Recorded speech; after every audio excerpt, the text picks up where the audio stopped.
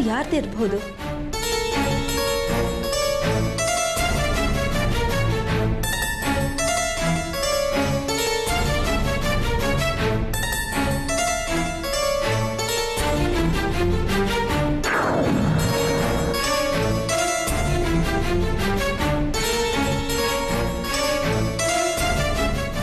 ಈ ನಂಬರ್ಗೆ ಈಗಲೇ ಫೋನ್ ಮಾಡಿದ್ರೆ ಹೇಗೆ?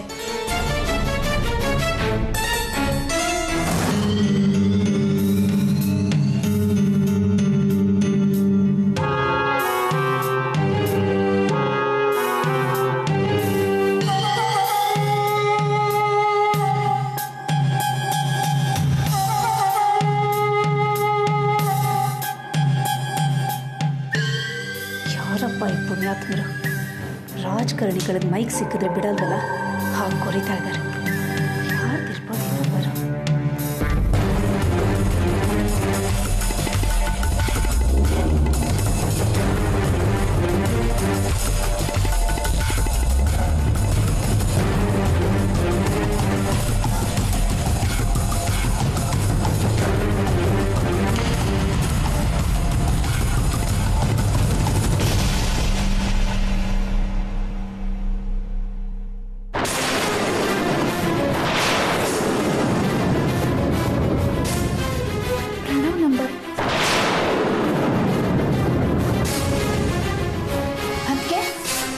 ಯಾರ್ದಿ ನಂಬರ್?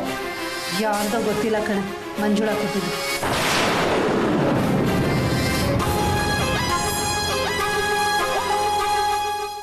ಈ ನಂಬರ್ ಮಂಜುಳಾ ನಿಮಗೆ ಯಾಕೆ ಕೊಡ್ಲು? ಯಾಕೆ ಈ ನಂಬರ್ ನೀನು ಗೊತ್ತಾ? ಇಲ್ಲ, ಯಾಕೆ ಕೊಟ್ಲು ಅಂತ ಕೇಳಿದೆ ಅಷ್ಟೇ. ಏನೋ ಗೊತ್ತಿಲ್ಲ ಕಣೆ, ಯಾರ್ದು ಏನು ಅಂತ ಹೇಳಿಲ್ಲ. ನಂಬರ್ ಕೊಡು.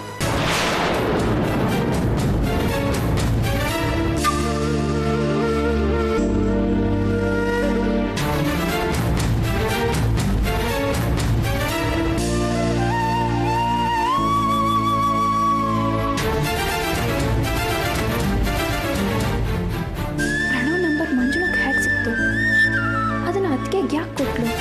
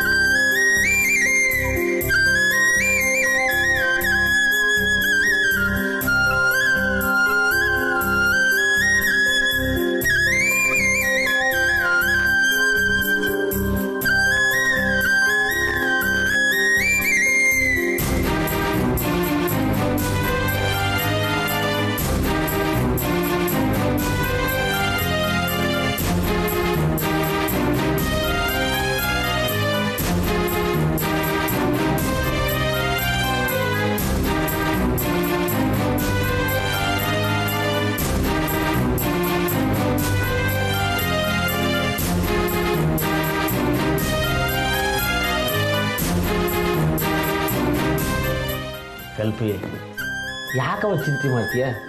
ಬಾ ಕೂಡು. ಬೆಂಗಳೂರಿಗೆ ಹೋಗಿದ್ದೀನಿ ಅಂತ ನಿಮ್ಮ ಅಕ್ಕ ಬೆಳಗ್ಗೆ ಹೇಳಾಳಲ್ಲ.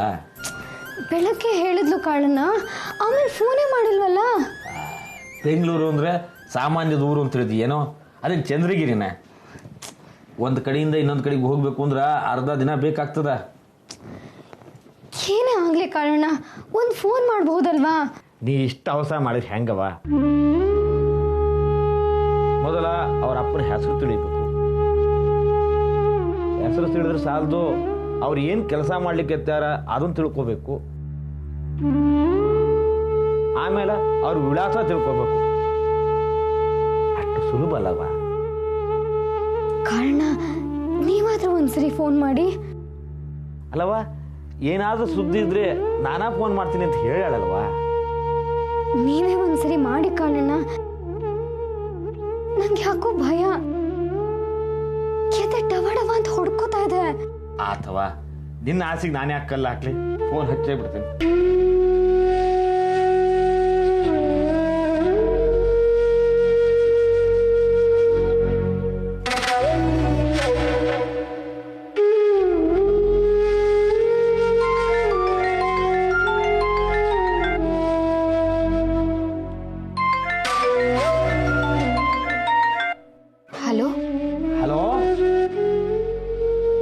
ಕಾಳಣ್ಣ ಏನಾಯ್ತು?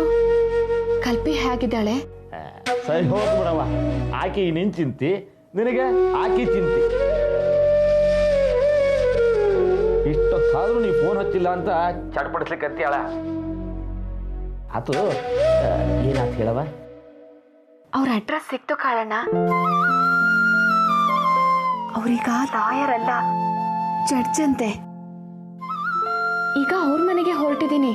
ತಡಿಯವ, ನಿನ್ ತಂಗಿಗೆ ಹೇಳ್ಬಿಡು. ಅಕ್ಕ, ಕಲ್ಪಿ, ಬೆಂಗಳೂರು ಕೋರ್ಟ್ ಹತ್ರ ಹೋಗಿದ್ದೆ. ಅವ್ರೀಗ ಲಾಯರ್ ಅಲ್ಲ, ಜಡ್ಜು ಅಂದ್ರು.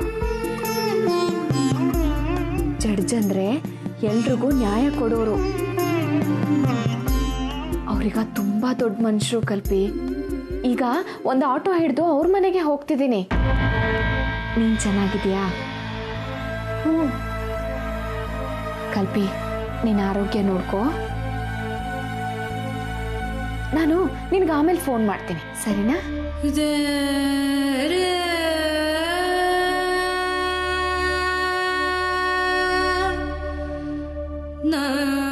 ಕಾರಣ ಅಕ್ಕ ದೊಡ್ಡ ಮನುಷ್ಯ ಮಗಳಂತೆ.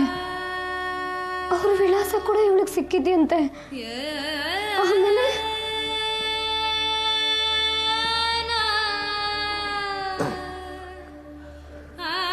ಆಕಿ ಮರಿತಾಳೆ ಅಂತ ಚಿಂತೆ ಮಾಡ್ಲಿಕ್ಕತ್ತಿ ಏನೋ ಗೊತ್ತಿ. ಆಕಿ ಯಾವುದೇ ಕಾರಣಕ್ಕೂ ನೀನು ಮರೆಯೋದಿಲ್ಲವ.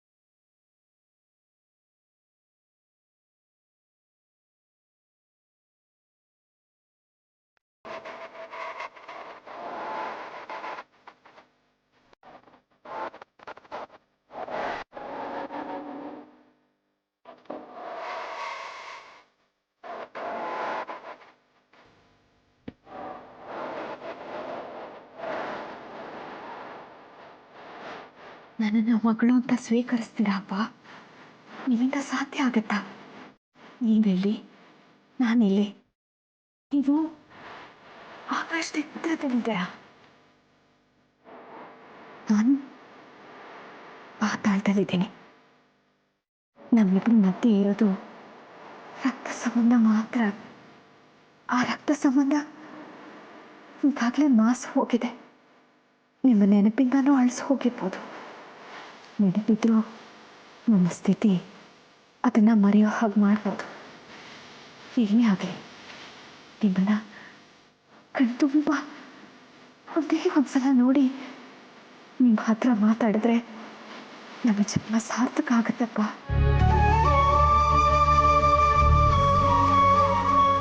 ಯಾರಮ್ಮ ನೀನು? ಇಲ್ಲೇನು ಮಾಡ್ತಾ ಇದ್ದೀಯಾ? ನಾನು ಇವ್ರನ್ನ ನೋಡಬೇಕು. ಅವ್ರನ್ನ ಹಾಗೆಲ್ಲ ನೋಡುವಾಗಿಲ್ಲ. ಒಂದೇ ಒಂದ್ಸತಿ ನಾನು ನೋಡಲೇಬೇಕು. ಜಡ್ಜಿಗಳನ್ನ ಹಾಗೆಲ್ಲ ನೋಡಕ್ ಬಿಡಲ್ಲಮ್ಮ. ನಾನು ಯಾವುದೇ ಕೇಸಿನ ವಿಚಾರವಾಗಿ ಬರಲಿಲ್ಲ. ಆದರೂ ತುಂಬಾ ಮುಖ್ಯವಾದ ವಿಷಯ, ಅವ್ರು ನೋಡಲೇಬೇಕು. ಹಾಗಿದ್ರೆ ಬೆಳಿಗ್ಗೆ ಬಾ. ಈಗ ಅವ್ರ ಮನೆಯಲ್ಲಿ ಫಂಕ್ಷನ್ ಇದೆ. ಇಲ್ಲ ರೀ, ನಾನು ಅವ್ರನ್ನ ನೋಡಲೇಬೇಕು. ತುಂಬಾ ತುಂಬಾ ದೂರದ ಊರಿಂದ ಬಂದಿದ್ದೀನಿ. ನೋಡಿ, 5 ನಿಮಿಷ ಮಾತಾಡಿ ಹೋಗ್ಬಿಡ್ತೀನಿ. 1 ನಿಮಿಷ ಇರು, ಕೇಳ್ಕೊಂಡು ಬರ್ತೀನಿ.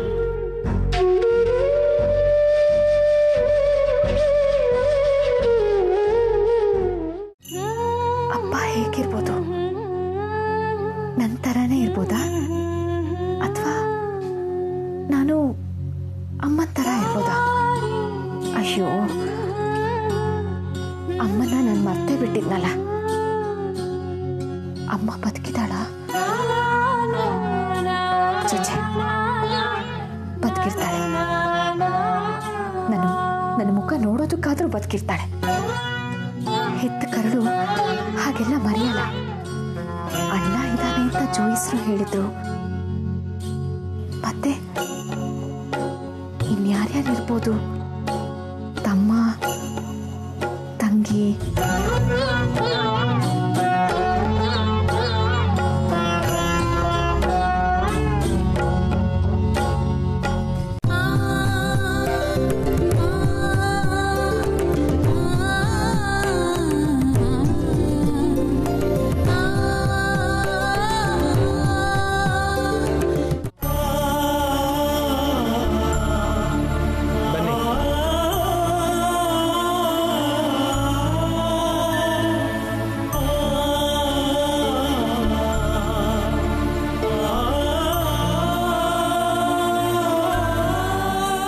ಸಾಹೇಬ್ರನ್ನ ನೋಡ್ಲಿಕ್ಕೆ ಬಂದಿದ್ದಾರೆ, ಅವ್ರು ಇಲ್ಲೇ ಇರಲಿ. ಯಾವರಮ್ಮ? ಚಂದ್ರಗಿರಿ.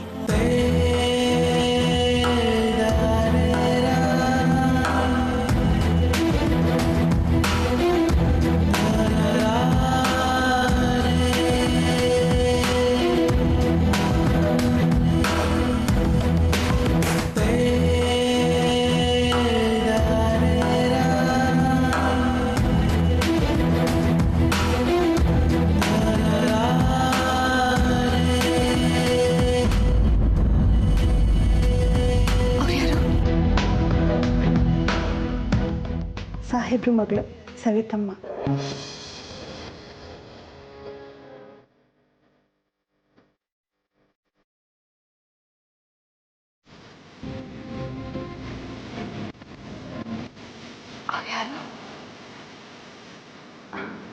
ಸಾಹೇಬ್ರ ದೊಡ್ಡ ಮಗ.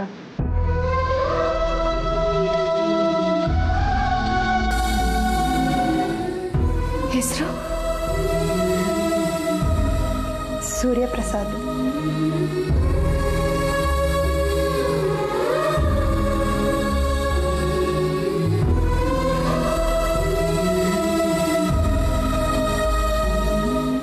ಸವಿತಾ, ಬೇಗ ಅದನ್ನ ತಗೊಂಡ್ ಬಾರೆ.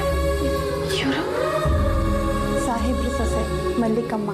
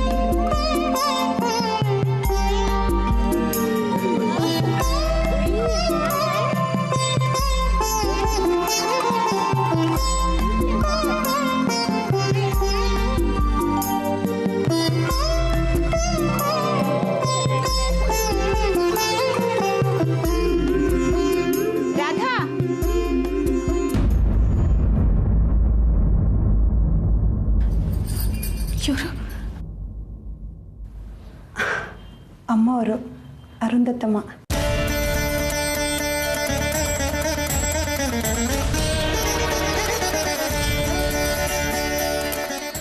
ಅಲ್ಲಿ ಯಾಕೆ ನಿಂತಿದ್ಯಾ?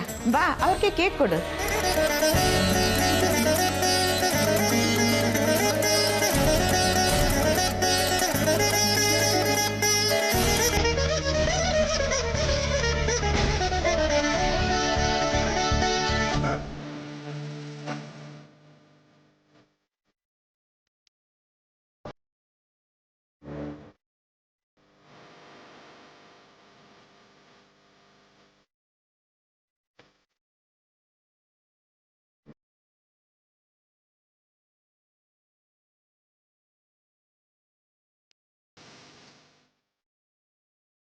ತಗೊಳಮ್ಮ, ಮಗು ಕೊಡು. ಕೂತ್ಕೋ ಇಲ್ಲಿ.